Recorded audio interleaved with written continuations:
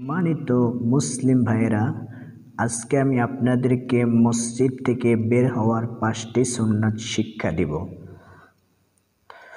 মসজিদ থেকে বের হওয়ার সময় 1 নম্বরে বিসমিল্লাহ পড়া, 2 নম্বর দুরূদ শরীফ পড়া, 3 নম্বর দোয়া পড়া, 4 নম্বর বাম পায়ে আগে বের হওয়া, 5 নম্বর ডান পায়ের জুতা আগে পরিধান করা।